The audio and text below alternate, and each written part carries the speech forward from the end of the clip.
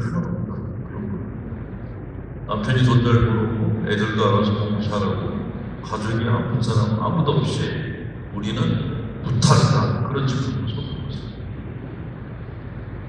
네. 걱정거리가 하나도 없는 분은 이 세상에서 한 사람도 없는 거예요. 다 걱정거리를 갖고 살아요. 자, 그러면 걱정거리가 생겼을 때 제일 먼저 하는 게 뭘까요? 걱정거리가 생겼을 때 제일 먼저 하는 거는 걱정이에요. 걱정거리하고 걱정은 달라요. 걱정거리는 내가 걱정하는 어떤 대상을 뜻하고, 걱정은 걱정거리를 보면서 부정적으로 생각하는 걸 걱정이라고 합니다. 자, 그러면 걱정을 하니까 문제가 해결이 되는 거예요? 안 돼요. 근데 왜 걱정을 해요? 자식 걱정한다고 자식들이 내 마음대로 되는 거예요? 안 돼요. 남편 걱정한다고 남편 사업이 잘 되는 거예요? 안 돼요. 내가 건강 걱정한다고 건강이 좋아지는 거예요? 안 돼요. 근데 왜 걱정하세요? 네. 걱정이라도 해야 될 것 같아서 걱정을 합니다. 자, 그러면 여러분들이 하루 동안에 머릿속에서 하는 걱정이 몇 개나 되는지 혹시 아세요? 내가 하루 동안에 머릿속에서 생각하는 걱정 개수 5만 가지, 5만 개. 별의별 걱정을 다 해요. 내가 교통사고 나와서 죽으면 어떡하지? 내 거부터 시작해서 애들이 다치면 어떡하지? 부터 시작해서 전쟁 나면 어떡하지? 일본에 지진 나면 우리 지진 나면 어떡하지? 신문을 보거나 TV를 보거나 혼자 있으면서 그냥 잠깐 생각하는 그 모든 걱정의 개수를 심리학자들이 세봤더니 5만 개래요. 그래서 예전에 우리 어른들이 누가 걱정을 하면 5만 가지 걱정을 다 한다 그랬어요. 근데 어떻게 하는지 모르겠어요. 우리 조상들이 정말 현명했던 분들이에요. 지금 현대 심리학에서 겨우 5만 가지라고 밝혀냈는데 우리는 이미 알고 있었어요. 자, 그러면 이 걱정들 중에서 우리가 정말 해야 될 걱정은 몇 개나 되는가? 이거를 어니 제리스키라는 사람이 또 세봤대요. 그랬더니 100개 중에서 4개만이 진짜 걱정을 하고 나머지는 다 쓸데없는 걱정이었대요. 아직도 일어나지 않은 일들, 그런 거에 대해서 걱정하는 것이 거의 대부분이었다고 합니다. 근데 걱정을 하면 마음이 편하던가요? 안 편해요. 마음이 불편해져요. 특히 큰 걱정을 오래 하게 되면 머리가 아프기 시작해요. 그래서 옛날 어머니들이 머리가 아프면 여기다 수건을 싸매고 누웠어요. 아이고 머리 아프면서. 자, 걱정거리가 많을 때 머리가 아픈 이유 왜 그런가? 사람의 마음은 의식과 무의식으로 나눠져 있어요. 근데 우리가 갖고 있는 이 의식은 걱정을 처리하는데 작은 걱정들만 처리할 수 있어요. 용량이 작아요. 근데 우리는 머릿속으로 고민을 해요. 고민한다는 건 의식으로 생각한다는 거예요. 뇌로 생각하는 거예요. 근데 이 작은 뇌로 큰 걱정을 생각하니까 머리가 아픈 거예요. 그러면 큰 걱정은 어떻게 해결을 하면 될까요? 자, 작은 걱정들, 예를 들어서 오늘 미사 끝나고 어디 가서 누구랑 점심 먹을까? 식사는 뭘 먹지? 이런 것들은 조금만 생각하면 답이 많아. 근데 내가 주식을 투자했는데 이게 잘 될까? 그거는 답이 그만. 새로 사업했는데 이게 사업이 잘 될까? 이것도 답이 안 나오고 머리만 아파요. 그 머리가 아픈 게 뇌로 생각해서 그런 거예요. 그러면 큰 걱정들은 뭐에 맡겨야 되냐면 사람 마음 안에는 무의식에다 맡기라. 사람 마음이 의식과 무의식을 좀 있어요. 의식은 빙산 미각같이 작은 부분인데 의식은 우리 마음 안에 있는 바다예요. 이 바다에다가 맡기라고 이렇게 얘기를 합니다. 자, 바다에다 맡기는 방법이 뭐냐? 걱정이 정말 많을 때는 아무 생각도 하지 말라. 걱정이 많을 때 걱정하기 시작하면 몸이 굳어져요. 집 밖으로 나가지도 못해요. 앉아서 걱정만 해요. 그러다 병이 나요.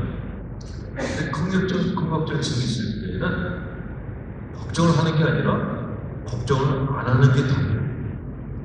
걱정을 안 하면 마음에서 어떤 현상이 생기냐면 의식이 시도를 하고 무의식이 움직이기 시작해요.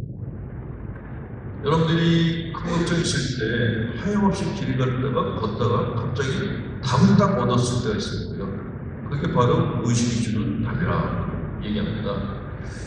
이 무의식을 활용한 기도를 논두잉 프레이어라는 아무것도 하지 않는 기도, 우리는 성취적이라고 그러죠. 큰 걱정이 있을 때는 성당 안에 들어와서 그냥 가만히 앉아요. 생각하지 말고 1시간이고 2시간도 앉아있으면 갑자기 앉아서 답이 딱 떠올라요. 이거를 성령 운동하는 분들은 성령이 임하셨다 그렇게 얘기를 하고, 심리학자들은 의식이 답을 줬다라고 얘기합니다. 큰 걱정이 있을 때는 걱정을 안 하는 게 답이에요. 어떤 번당에 백수 청년이 앉아 있었어요. 취직도 안 되고 돈도 없고 여자친구도 없었어요. 길 가다가 성당문이 열리는 걸 보고 신자도 아닌데 들어갔어요.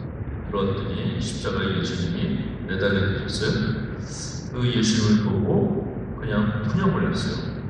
내 소원 좀 들어주면 내가 교리를 배우고 영세를 배우겠다 그랬어요. 근데 갑자기 예수님이 눈을 번쩍 뜨더니 네 소원을 말해봐 그랬어요. 근데 내가 너무 놀래요. 뭐부터 말하지? 내가 취직을 하려면 좋은 머리가 있어야겠지? 머리를 하려고 그런가? 아니야, 머리만 좋은 거에 돈이 있어야지 집을 사지. 돈 달라고 그런가? 아니야, 돈만 있을 거에 여자친구 있어야지 장가를 가지. 여자를 달라고 그런가? 망설이는데 예수님이 소리를 막 질렀어요. 빨리 말해, 이 자식이야. 청년이 너무 급해서 세 개를 한꺼번에 얘기했어요. 머리, 돈, 여자 주세요. 야, 머리, 돈, 여자를 달라고 했어요. 그래서 예수님이 정신병원이거나 참한 여자를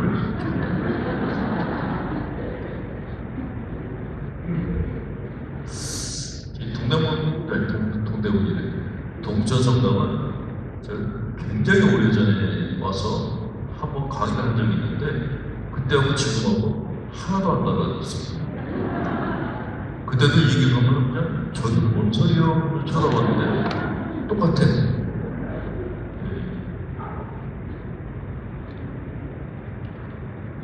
어떤 자매님이 오셔서 기도를 하면 사람도 바꿀 수 있냐라고 물어본 분이 계셨어요. 바꿀 수 있어요. 아들내미도 바꿀 수 있어요. 가능하다고 했어요. 아들이 공부를 안 한다. 공부하다 그러면 막 툴툴대고 같이 싸우고. 자, 사람은 깨어있을 때 얘기하면 다 잔소리를 들어요. 그냥 안 들어요. 그럼 언제 얘기를 해요? 자고 잘 때 아니에요. 사람이 자고 있으면 의식은 스톱되고, 근데 무의식이 그때부터 움직여요. 무의식이 얘기를 하는 거예요. 아들이 누워있을 때, 잘 때 아들 머리에다 대고 기도를 해주면서 너 이렇게 살다가는 나중에 노숙자가 돼서 굶어 뒤진다 여러 번 하고 기도를 해주라고 했어요. 근데 그 다음날 아들이 깨더니 엄마 간밤에 왜 무서운 여자가 날 따라오면서 공부하다가 굶어 뒤진다고 했어. 아들이 공부하기 시작했어요. 근데 남편도 바꿀 수 있냐면 남편이 술만 처먹고 들어오면 상을 뒤집고 뭔가 주사를 다 부리다가 자빠져 잠들어요. 가능하다고 그랬어요. 남편한테도 똑같이 하고. 근데 그 다음날 그 자매가 와서 남편한테 했는데 효과가 없다는 거예요. 예, 정목법으로 효과가 없을 때는 약간 변칙을 쓸 때 좋아요. 남편이 자고 있을 때 부엌에 가서 부엌칼 2개를 갖고 와서 남편 얼굴 위에서 칼춤을 추면서 계속 술 먹으면 뭐가 따버리겠다라고 얘기하는 거였어요. 그랬더니 그 다음날 남편이 깨야 되니 그러더니 여보 감옥에 미친 이 칼을 쳐서 내가 술 먹으면 내 몸을 따겠다 그랬어. 그래서 술을 끊었대. 해보세요. 보컬 2개만 다 해야 돼. 사람의 의식은 태어나서 1살, 2살 돼야지 의식이 생겨요. 근데 무의식은 엄마 뱃속에서부터 의식을 갖고 있어요. 태중에 있는 아이들은 말은 못 알아듣는데 외부에서 말하는 것을 무의식으로 다 받아들이고 있어요. 이 무의식에다 얘기를 하는 것이 사람을 변화시킬 수 있는 가장 좋은 방법. 잘때 얘기하시는 게 좋아요.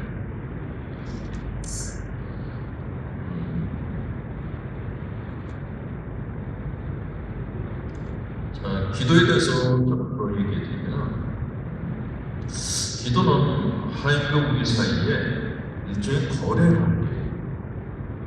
여러분들은 성당에 나오셨어요. 성당에 나와서 헌금 교부금을 내십니다. 헌금 교부금을 내는 이유는 내가 투자를 할 테니까 당신도 나한테 뭘 달라는. 우리는 하나님과 거래를 합니다. 내가 투자했는데 하나님이 아무것도 안 주셔. 그 거래 끊으면 되는 거예요. 그 거래 끊는 걸 우리는 낸다라고 얘기하죠. 신앙생활은 하나님이 우리한테 뭘 주셔야지 신앙생활이 가능합니다. 거래관계다. 자, 근데 이 거래관계는 사람 대 사람 사이에 거래관계가 형성됐을 때는 제일 중요한 게 상대방에 대한 신뢰, 믿음이 있어요. 믿음이 있으면은 저 사람한테 돈을 안 받고 그냥 물건을 줄 수도 있어요. 근데 이것이 신앙생활도 똑같다라는 거죠. 어떤 초등학교 선생님이 오랫동안 교직생활을 하다가 퇴직하셨어요. 퇴직해서 시간이 많아지셨으니까 성당에 매일 가서 봉사활동을 하셨어요. 근데 집에서 나갈 때마다 성모님께 기도하고 나갔어요. 어머니, 제가 본당에 가서 일하고 올 테니까 그동안에 집 좀 잘 보시라고. 돌아오면은 사과나 과자 같은 걸 사다가 성모사한테가 놔드렸대요. 그런 어느 날 성당부터 돌아왔는데 문이 활짝 열리고 도둑이 들어와서 감집 물건을 다 털어가고 갔대요. 이 선생님이 너무 기가 막혀서 울다가 생각해보니까 성모님한테 화가 났대요. 그래서 성모사님 욕을 했어요. 야, 이년아, 찝찝해주는 게 뭐가 그렇게 어렵다고 했구나. 돈은 똑바로 벌어서 도둑질 다 당하냐, 이년아. 그렇게 욕하다가 너무 화가 나서 성모상을 벽장 속에다 쳐박아버렸다. 근데 이분이 오랫동안 초등학교 선생님 생활을 했던 이분한테 배운 제자들이 우리 선생님이 도둑 맞았대. 10시간 돈을 모았어. 돈을 다 모아서 갖다 드렸는데 그게 잃어버린 돈의 2배가 들어왔다. 선생님이 그 돈을 받고 내가 실수했구나. 그 벽장문을 열고 성모상을 찾았는데 성모상이 안 보이대요. 성모상은 안 보이고 그 앞에 메모지만 한 장이 들어갑니다.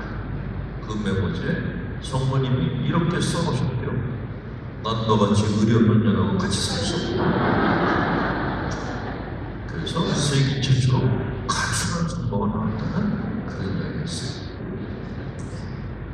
믿음은 내가 기도했을 때 돈이 생길 때만 믿음 품고 안 생기면 포기하고 이러면 신뢰가 안 생겨요. 지속적으로 하나님과 대화하고 믿는 것을 용서하는 그것이 신앙생활이고, 자, 두 번째, 걱정이 생겼을 때 기도하시라는 얘기이구나. 두 번째는 걱정이 많으면 생기는 병이 우울증하고 불안증이 생기는데 우리나라 사람들의 거의 90% 이상이 우울증 기운을 갖고 있어요. 그냥 가만히 앉아있으면 괜히 안 좋은 생각이 막 떠올라.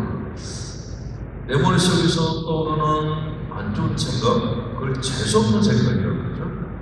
그거는 내가 만든 게 아니에요. 우리 마음 안에서 그냥 올라오는. 그걸 심리학에서는 오토매틱 소프트라고, 자동적 사고라고. 몸이 안 좋거나 뭐가 이렇게 좀 상황이 안 좋으면 자동적으로 떠오르는 재수없는 생각들이 있는데, 얘네들이 사람을 굉장히 핀텐하게 만들어요. 근데 다행히는 이런 생각들이 뿌리가 없어요.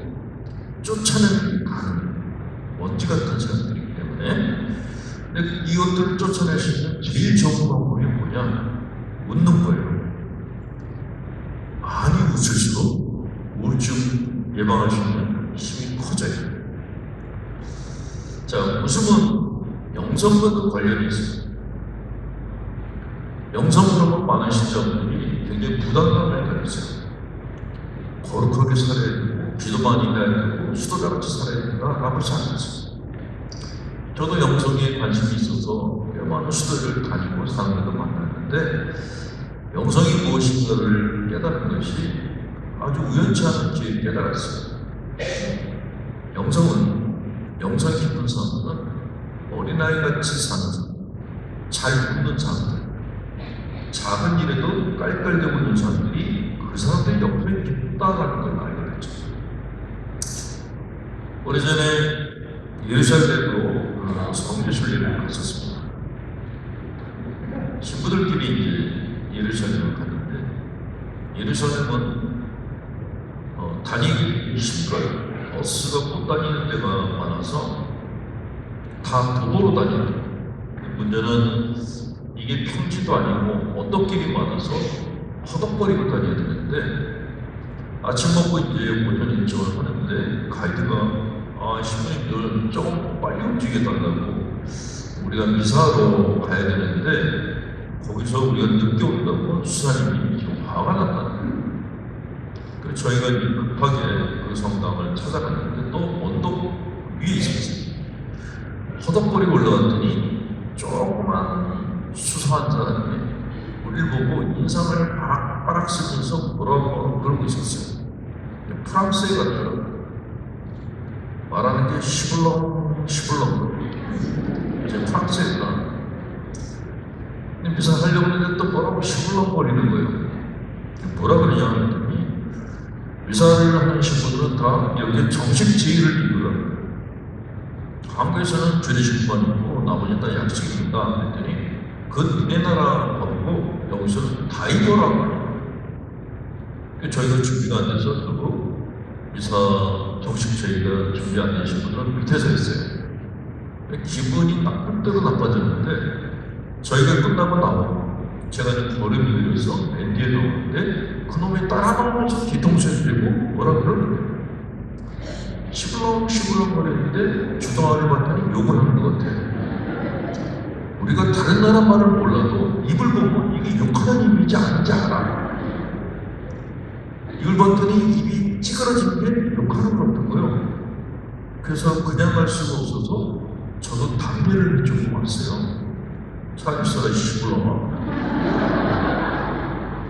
근데 이놈이 알아듣더라고. 시블렁?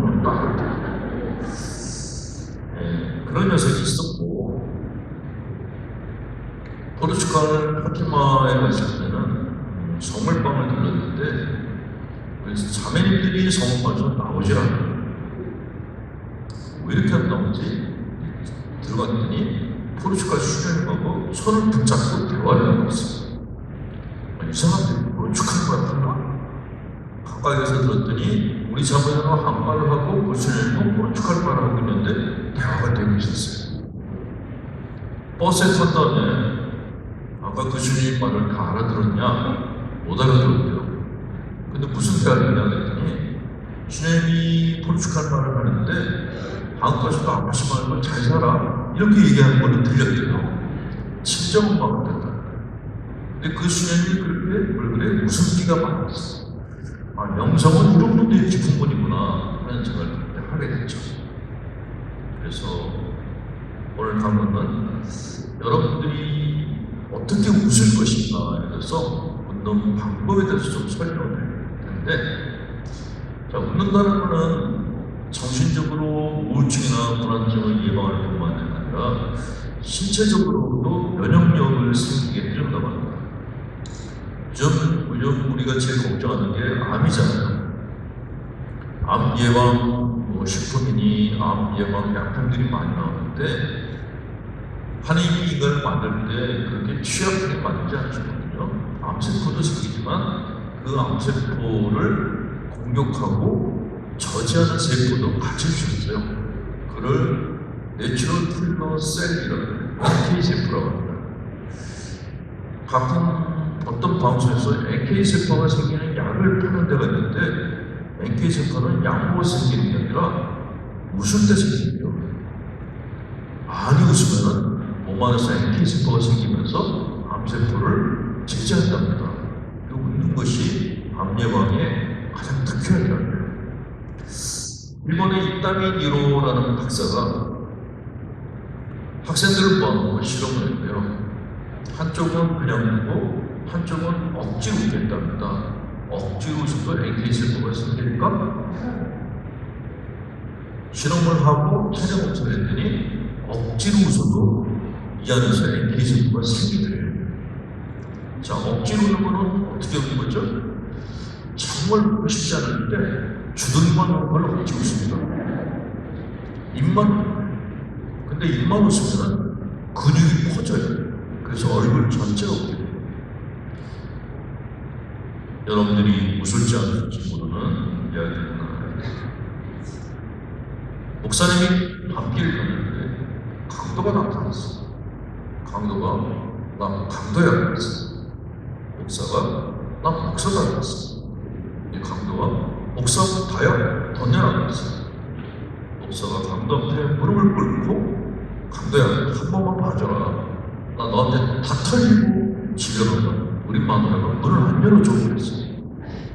그랬더니 강도가 갑자기 무릎을 꿇더니 목사님 저 좀 살려주세요. 저 돈 못 벌어가면 마누라한테 맞아 죽어요 그랬어. 그래서 목사가 강도한테 돈을 줬다는 그런 얘기가 있어요. 이렇게 웃는 건지 아닌지 모르는 웃음들을 억지 웃음이라고 그렇게 얘기해요.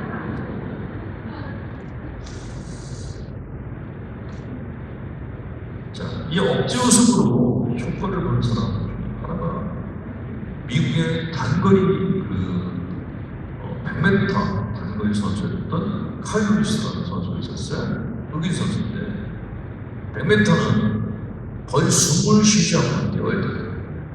그래서 선수들이 80m쯤 되면은 얼굴이 웃고지상이 되고 눈물, 콧물, 범벅이 된답니다. 근데 기자들이 선수들을 봤는데 칼 루이스가 80m에서 웃고 있더래요. 그래서 경기가 끝난 다음에 물어봤답니다. 힘들지 않았냐? 힘들다.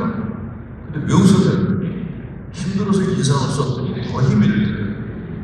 어느 날 피식하고 웃었더니 숨통이 트이더래요. 이게 억지 웃으면 효과예요. 돈에 쪼들릴 때, 사람 때문에 스트레스 받을 때, 그때 거울을 보세요. 거울 속에 내 얼굴이 아닌 이상한 얼굴이 보고 있어요. 그 상태로 살면 병나요. 그럴 때 억지로도 웃고 싶지 않은데 정말 억지로도 웃으면 살아나요. 그게 살아나요. 자, 두 번째 웃음은 옛날 노인분들이 그런 얘기를 했어요. 사람들이 저쪽에서 웃으면서 오면 얼굴이 한 방울쯤 졌다고. 두 번째 웃음이 한 방울 웃음. 얼굴이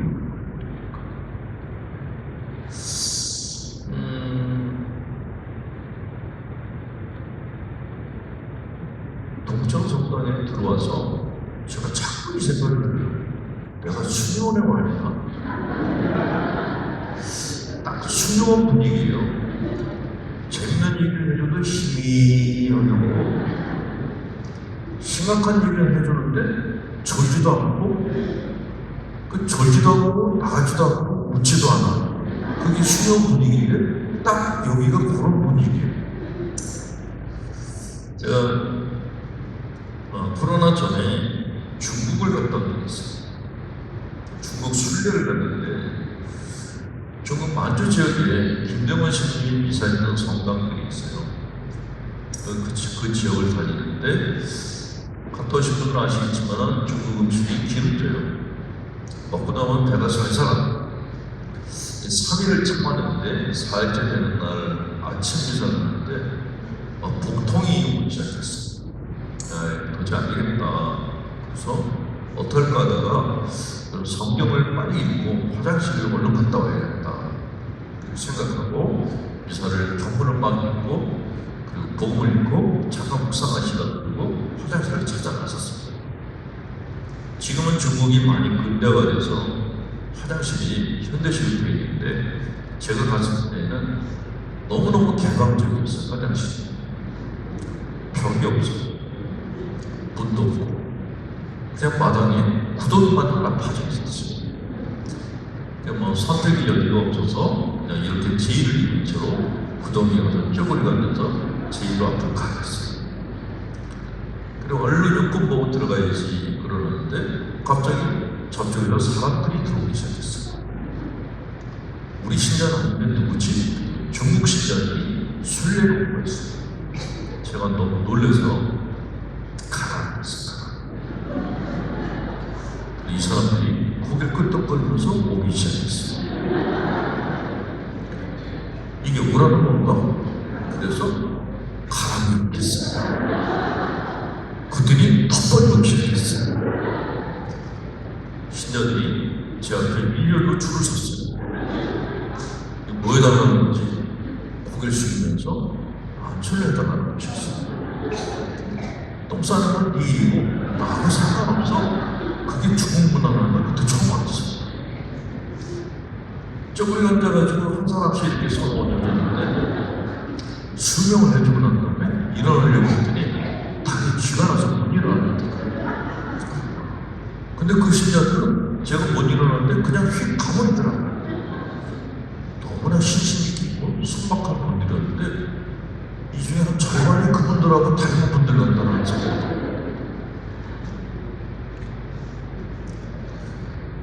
세 번째, 두 번째 웃음, 한방 웃음은 얼굴로 웃는 얼굴.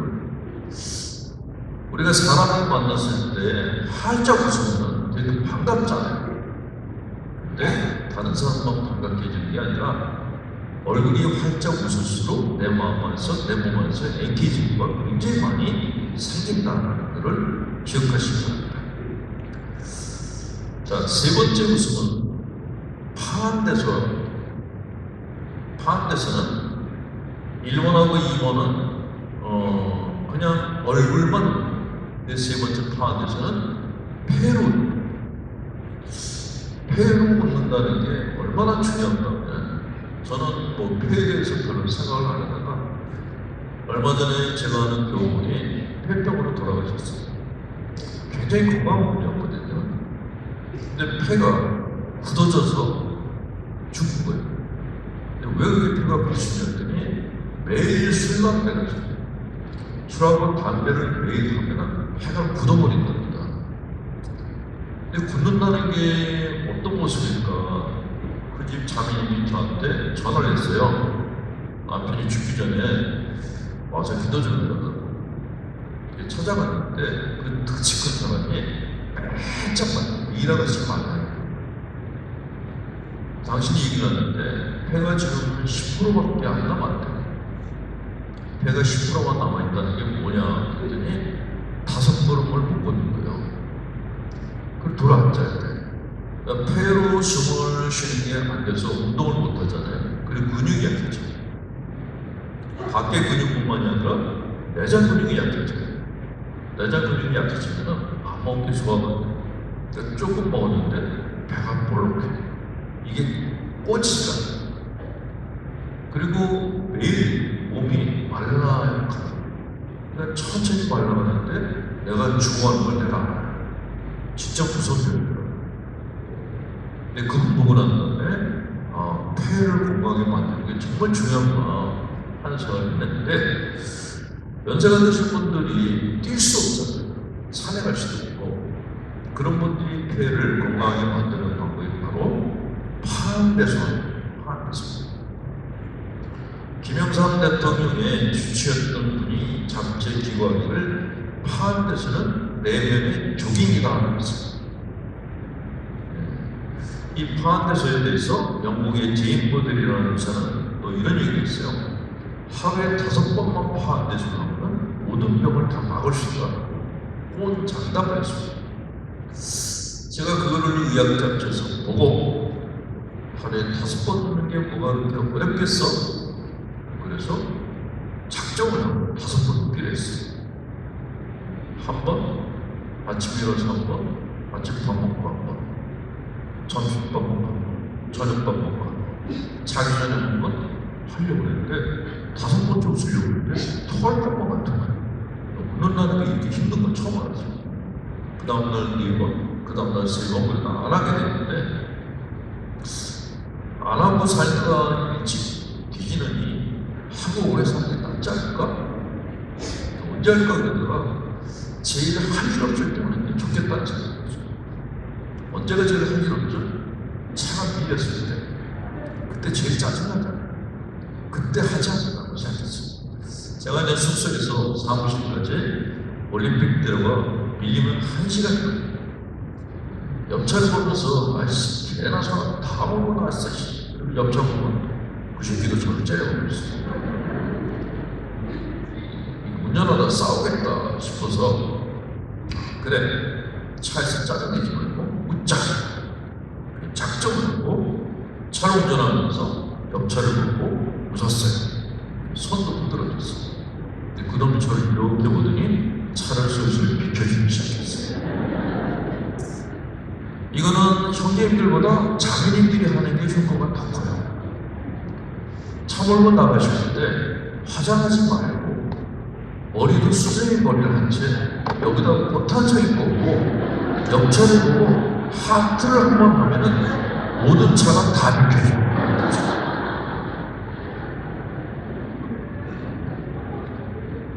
부부싸움 하실 때에도 당신이랑 해준 게 뭐 있다고 이렇게 싸우는 거는 웃는 게 하나도 없어요.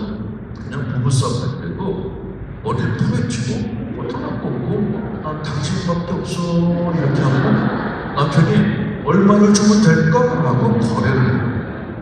싸울 필요가 없어. 그냥 미친년처럼 웃으면 돼요. 아주 간단한 거예요. 웃는 게 제일 무서워요. 저는 제가 있는 상담소가 명동이거든요. 근데 명동에 있으면 신자분들이 지나가면서 인사들을 하세요. 근데 보통 신자분들은 안녕하세요 그러고 가잖아요.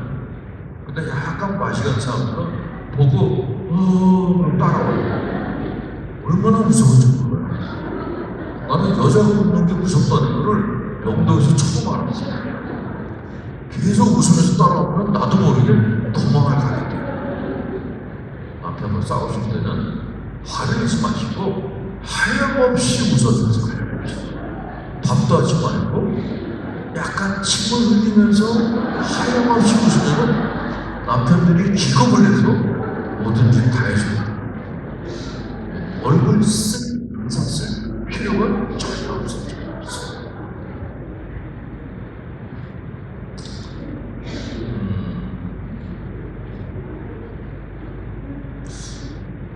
여기 본당신부님이 굉장히 사회문제에 관심이 많고 똑똑한 분이신지라 신자분들도 굉장히 수준이 높을 거라 생각하고 교리 질문 하나 드릴게요.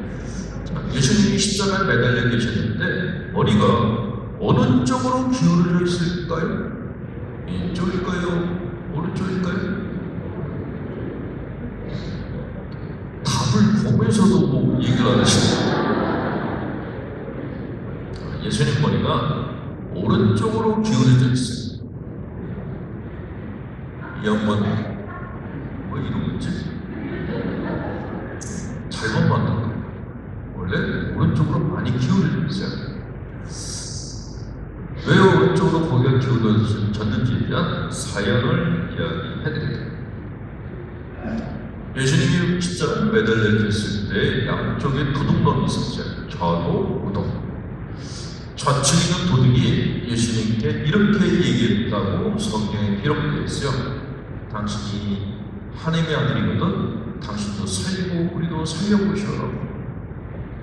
주한 놈이 그렇게 곱게 말할 리가 없죠. 이렇게 얘기했을 거예요. 야 시골로마, 네가 하나님 아들이면 너도 살고 우리도 살려봐 시골로마. 그랬어요. 그러니까 예수님이 머리가 아파 죽겠는데 이 시기가 지나니까 고개를 이렇게 돌리고 꼴 보기 싫어서. 우측에 있는 도둑이 아주 장머리꾼이었어요. 예수님이 고개를 돌리자마자 좌측을 도둑고 야단쳐요. 너 도둑놈 주제 이분한테 그러면 안 되지. 예수님이 누가 팔을 들어주니까 눈을 떴어요. 오다가 예수님하고 아이 컨택을 했어요. 그리고 제안을 했어요.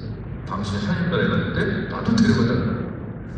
예수님이 정신이 하나도 없어서 가장 중요한 거를 못 물어봤어. 경험 못하냈냐? 그래서 지금 천당에 냉담자들이 버글버글 하는 그런 소문이 도는 게 무덤 때문에 그래요. 자, 마지막 웃음 중에서 가장 버라이어티하고 클라이막스를 달리는 웃음이 박장대소라고 합니다.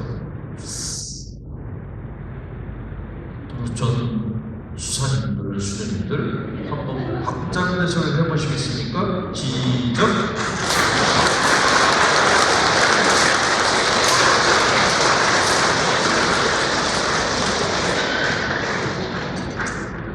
저는 박장대소 아니고 갈비박수라고 해서 박장대소는 머리, 손, 발, 몸통을 다 쓰는 게 박장대소예요. 이 박장대소를 가장 잘하는 게 벌레들이에요. 집에서 벌레 잡아서 걔 뒤집어 놓으면 어떻게 하죠? 그게 박장대소예요. 이 박장대소를 언제 하면 좋을까요? 시간 잡아서 하면 힘들어요. TV에 재밌는 프로 보면서 소파에 앉지 말고 방바닥에 자빠져서 보는 거예요. 재밌게 나오면 손뼉 발뼉을 다 치세요. 5분 이상 못해요. 그런데 이게 전신 운동을 시켜줘요. 특히 허리가 아픈 분들은 누워서 박장대소를 해보세요. 운동기구 필요 없어요. 자, 마지막으로 여러분들이 박장대소를 할지 안 할지 모를 이야기를 해드리고 강론을 마칠 겁니다. 시골 어느 본당에 할아버지 신부님이 계셨어요. 평생 그 본당 밖을 나간 적이 없어요. 식사는 밥, 김치찌개, 김치. 화장실은 똥남은 3층 있다 본당 소리가 나는 재래식 화장실일 수 있어요. 평생 거기서만 사셨어요. 근데 그 본당 출신 신자들이 미국에 가서 사업에 성공한 사람들께 모여서 얘기하다가 우리 신부님이 너무 불쌍하다. 미국에 한번 초대하자 그랬어요. 이 신부님이 태어나서 처음으로 비행기라는 걸 탔어요. 태어나서 처음으로 미국 뉴욕공항에 내렸어요. 신자들이 내린 신부님을 바로 미국에서 지금 맛있는 고깃집으로 모셔갔어요. 이 신부님이 태어나서 처음으로 고기란 걸 먹어봤어요. 너무 맛있는 거예요. 정신없이 드셨는데 평생 채소만 뜯던 분이 갑자기 고기를 먹었더니 탈이 났어요. 더 먹고 싶은데 화장실 가야 될 것 같아. 그 신자들한테 내가 지금 시차 때문에 피곤해서 그러니 숙소에 데려다 달라고 했어요. 신자들이 멀리서 온 신부님을 위해서 미국 뉴욕에서 최고급 호텔을 잡아줬어요. 30층. 신부님 문을 열고 들어가서 화장실 찾기 시작했는데 화장실이 안 보여. 웬 하얀 항아리가 보여서 뚜껑을 열었더니 물이 하얘. 이건 내려친 세수물 같아. 계속 돌아보면 없어. 이 구덩이가. 할 수 없이 한국에서 가져온 신문지 2장을 바닥에다가 깔고 거기에 조심스럽게 쪼그려 앉아서 똥을 쌌어. 그리고 신문지로 살짝 말았더니 딱 피구공만한 똥덩어리가 생겼어요. 신부님이 머리를 썼어요. 야, 이거 쓰레기통에 버리면 냄새 날 거야. 어떡할까 그러다 창밖으로 던지자. 이게 30층이니까 밑에서 맞아도 어디서 던졌는지 모를 거야 라고 잔머리를 굴리고 창가로 조심스럽게 똥덩어리를 들고 갔어요. 근데 이 호텔이 최고 호텔은 창문이 밀폐식이에요. 이거 어떡하지? 호텔 이민들을 제꼈더니 겉에 저쪽 구석에 요만한 창문이 하나 있었어요. 밀었더니 열려. 다행이다 해서 군대에서 술탄 던져왔던 실력으로 똥덩어리를 조준해서 창밖으로 딱 던지고 주먹에 올렸어요. 내 똥을 맞는 불쌍한 사람이었어요. 그리고 돌아섰어요. 근데 이 신부님이 하나 또 모르는 게 있었어요. 그쪽 빌딩과 빌딩 사이에는 바람이 시게 불어요. 똥덩어리가 바람을 맞고 다시 안으로 들어왔어요. 바람이 얼마나 센지 얘가 바닥에 안 떨어지고 천장에 가서 붙었어요. 신부님이 고민이 된 거예요. 팔짝팔짝 뛰어도 안 떨어져. 더군다나 저녁에 고기를 먹어서 똥이 찰져가지고 덩어리 붙어있고 국물만 흘러내리기 시작했어요. 난감한 거예요. 그러고 있는데 갑자기 누가 문을 노크를 하기 시작했어요.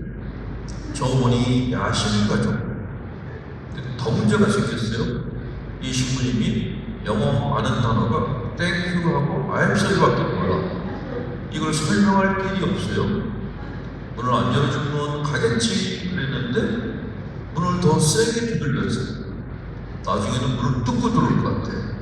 그래서 할 수 없이 신부님이 문을 열어주고 들어오는 저 문을 보면서 천장 가리키면서 I am sorry 그랬어요. 근데 저 어머니 천장을 딱 보더니 신부님한테 영어로 뭐라고 샤발샤발하기 시작했어요.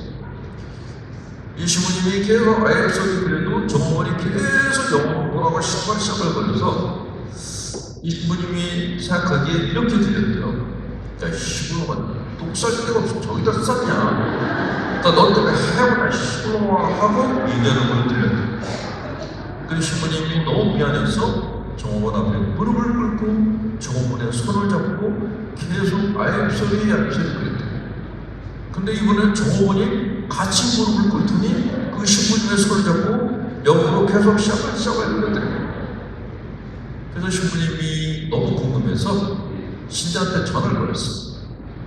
얘가 뭐라 그러는지 통역 좀 해달라.